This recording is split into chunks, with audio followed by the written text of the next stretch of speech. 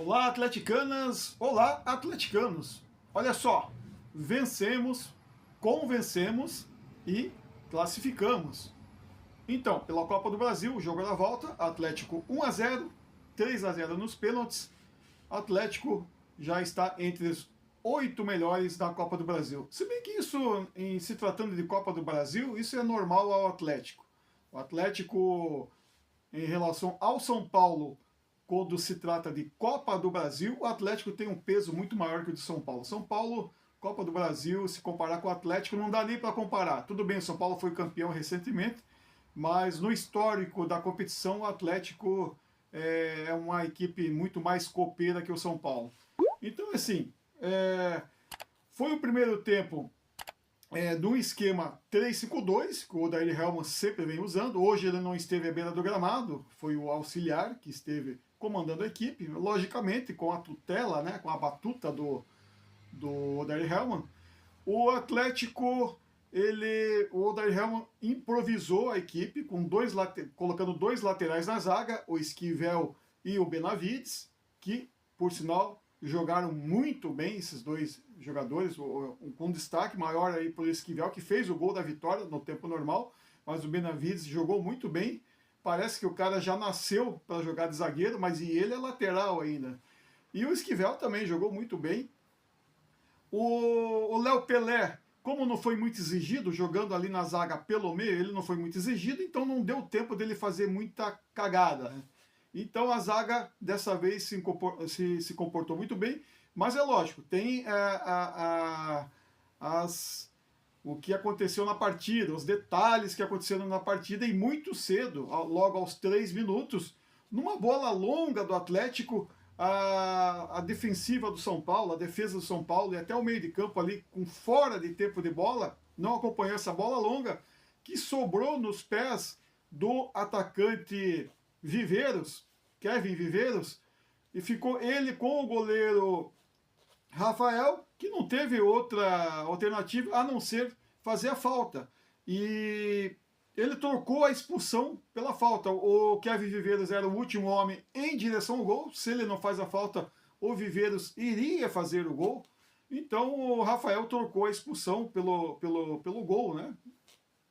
Foi justamente expulso, sem discussão nenhuma. E o São Paulo, dali em diante, eu acredito até que mesmo que não tivesse sido expulso o Rafael, o São Paulo jogaria da mesma forma como jogou no primeiro tempo. Ou seja, ele praticou o antijogo, 100% antijogo. E como o Rafael, o goleiro, foi expulso, o São Paulo estava fazendo de tudo para tirar também o jogador do Atlético de campo, mas não conseguiu.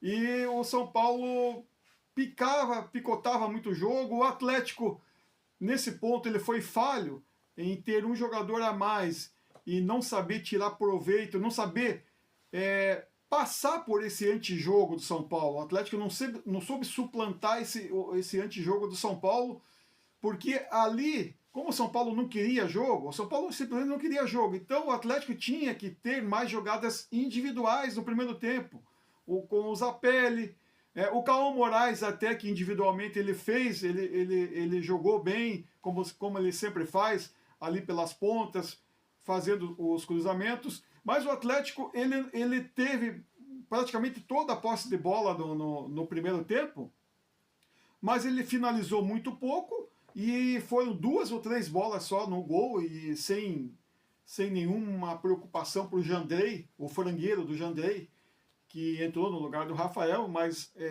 ele não foi exigido pelo Atlético, que tinha o domínio do jogo. O São Paulo não querendo jogar, só praticando o antijogo,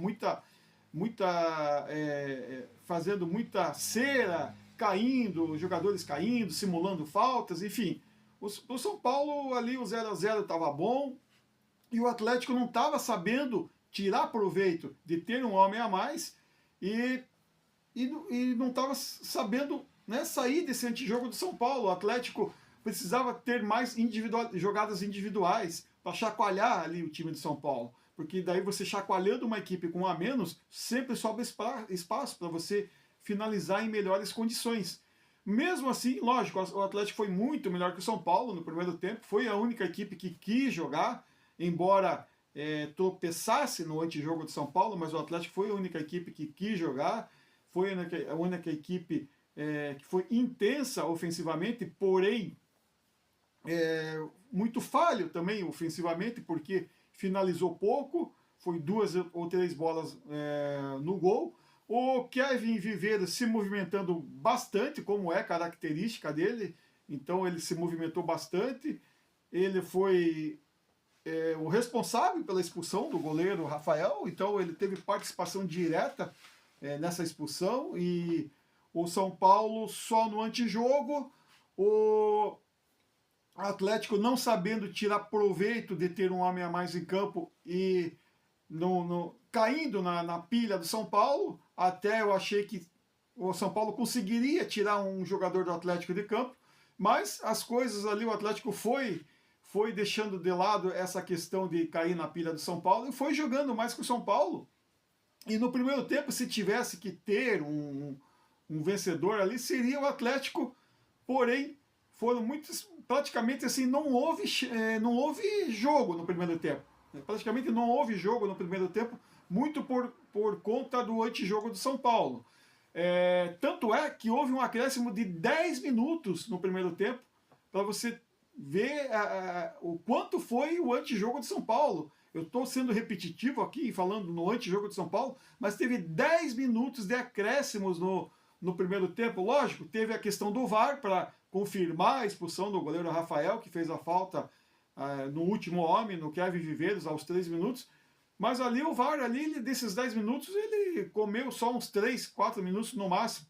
O resto foi tudo por conta do antijogo de São Paulo. Veio o segundo tempo tivemos mais jogo. Segundo tempo o Atlético necessitando pelo menos vencer o jogo para levar a partida para os pênaltis. O Atlético foi se movimentando mais e um fator ali que foi crucial para o Atlético vencer o jogo, fazer o gol no segundo tempo, foi a entrada do jogador Leozinho. O jogador Leozinho simplesmente colocou no bolso o tal lá do lateral, se eu não me engano, o Enzo, né? Ele simplesmente colocou no bolso. O Enzo vai dormir com só pensando no Leozinho. O Leozinho botou fogo no jogo, por quê? Jogada individual. O que eu pedia que o Atlético fizesse mais no primeiro tempo, até o Léo Derek no primeiro tempo, que foi o Léo Derek que saiu no segundo tempo para a entrada do Leozinho. O Léo Derek, ele é um jogador que estava avançado ali pelas pontas, mas ele não conseguia fazer muitas jogadas de efeito ali que pudesse clarear uma oportunidade de gol para os atacantes do Atlético. O Leozinho já entrou e ele praticamente a bola gruda no pé dele, um cara que veio do futsal, ele foi eleito aí o melhor jogador de futsal na posição dele, o melhor jogador do mundo no futsal na posição dele, e ele fez o que ele fez o que ele já fez no futsal, ele fez no jogo hoje. Simplesmente a lateral de São Paulo ali, a defesa de São Paulo, vai sonhar com o Leozinho eternamente, né? Porque o Leozinho transformou esse jogo no segundo tempo e o Atlético aí sim foi criando oportunidades não tão claras, obviamente não oportunidades não tão claras, mas indicando que faria o gol. E o Esquivel, como eu falei, que fez uma grande partida, o Esquivel, ele num chute de média distância, a bola tocou dentro da área no Renan Peixoto, né, que a bola desviou nele e tirou o frangueiro Jandrei da jogada, e 1-0 para o Atlético.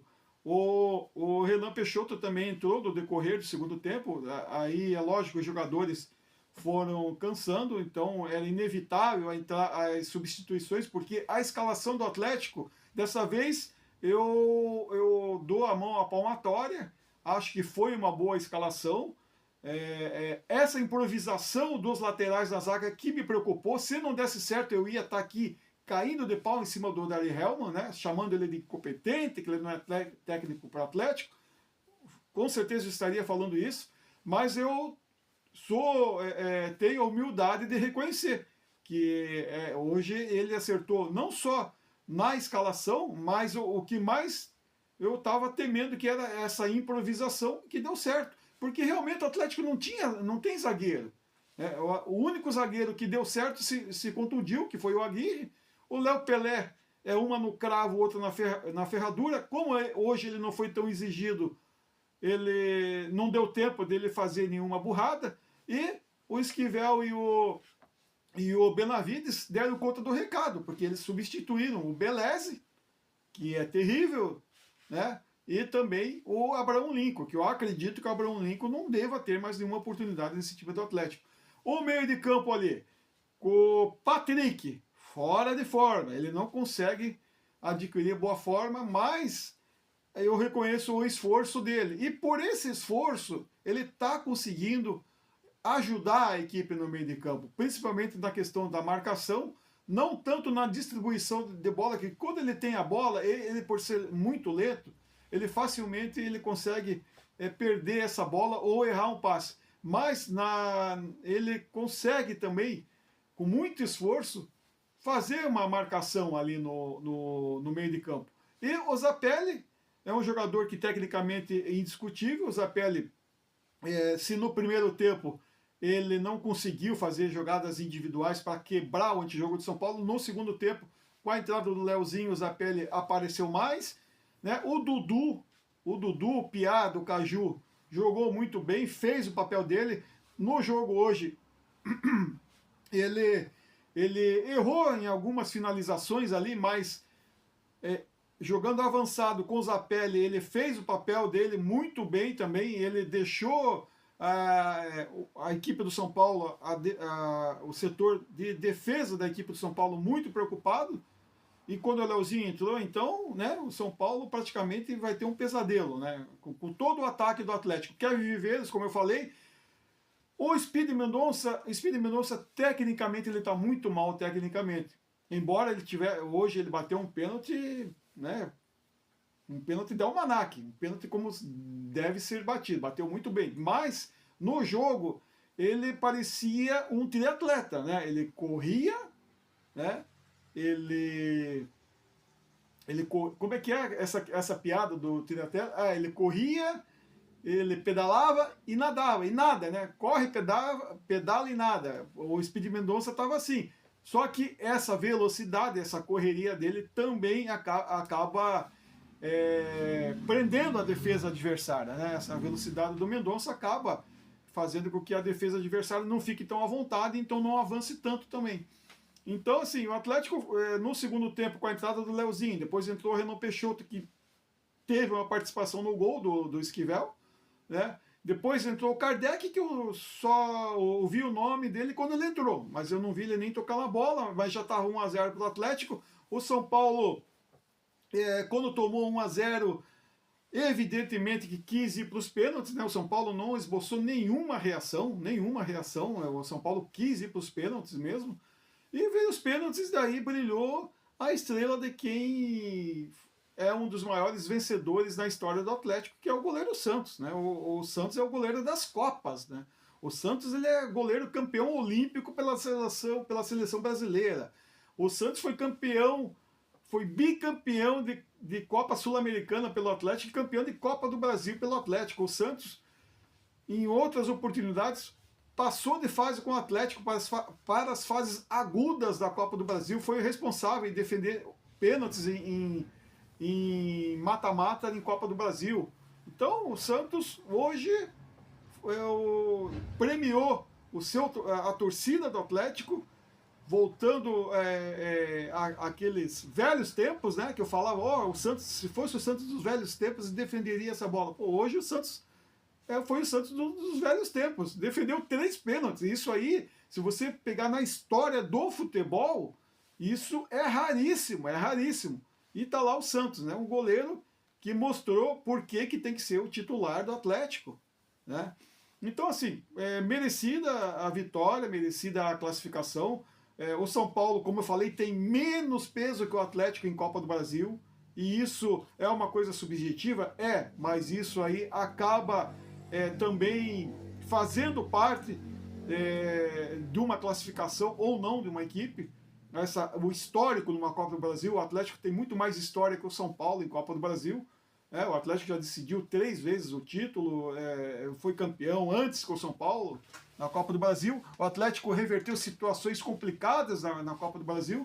e hoje também o Atlético reverteu outra situação, e na história dos mata-matas agora está 6-1 para o Atlético.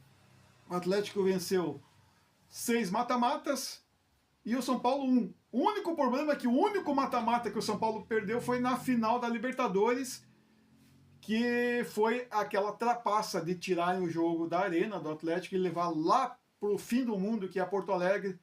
Aí já viu, né? Como eu falei em um vídeo anterior, eu fiz um vídeo só para contando essa história dessa trapaça lá de 2005.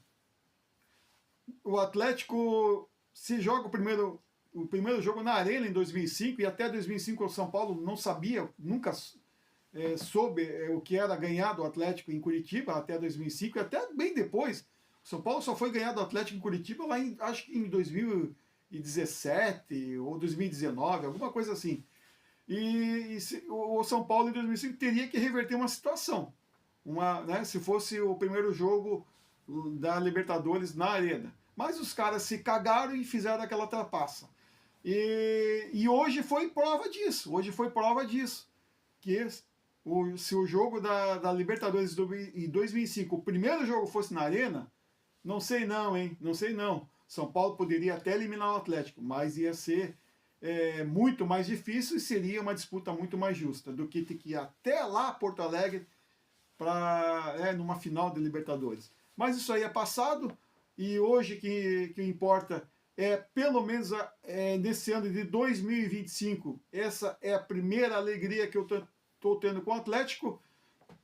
O Odair Hellmann, como eu falei, os jogadores, eles têm resolvido a situação, mais do que o próprio treinador, o Odair Hellmann, mas reconheço que hoje essa improvisação veio por parte dele, porque ele reconheceu que ele não tem zagueiro, então ele fez essa improvisação e deu certo, era o que tinha que ser feito e ele fez. Se não desse certo, logicamente que eu ia estar malhando ele aqui, mas deu certo, então eu tenho que elogiar, né? Quando você tem que criticar, você critica, quando você tem que elogiar, você elogia. Então, elogio lá o 3-5-2 o Odair Hellmann já vinha utilizando, mas essa improvisação mostrou que o Atlético não tem zagueiro. Mostrou, porque 2 laterais jogaram melhor do que os zagueiros, que são os zagueiros de ofício. Beleza? Então, por enquanto, para falar sobre essa classificação do Atlético, que eu tenho para falar hoje é isso. Né? Eu estou aqui empolgado com essa classificação. Eu não vou considerar que essa classificação, essa eliminação do São Paulo pelo Atlético, seja uma virada de chave na Série B. Por quê? Porque, assim, o Atlético é um time gigante, é um dos gigantes do futebol brasileiro. E vai para a Série B, está enfrentando só time menor. Todos os times da Série B são menores que o Atlético. E isso, né, o Atlético, talvez, ele intuitivamente perca um pouco o foco, junto a isso, as cagadas do seu Odair Hellmann, e o Atlético está nessa situação na Série B praticamente irreversível. O Atlético talvez não consiga voltar para a Série A ainda esse ano, mas pelo menos ele pode ir ajeitando a equipe para o ano que vem e, de repente, quem sabe focar agora mais na Copa do Brasil, deixar a Série B um pouco de lado, apenas jogar para não cair para a Série C e pelo menos faturar alguns milhõezinhos, porque hoje o Atlético faturou nada mais, nada menos que mais 4,5 milhões. Então, lógico, o Atlético chegar na final da Copa do Brasil, acredito que não chega, mas pode faturar mais alguns milhõezinhos e ficar entre os 4, pelo menos, quem sabe, né? Então, hoje é só o que eu tenho a dizer. Eu estou empolgado, não consigo pensar direito ainda, beleza? Grande abraço a todos, fico com Deus e chupa a coxarada, chupa a coxa porco!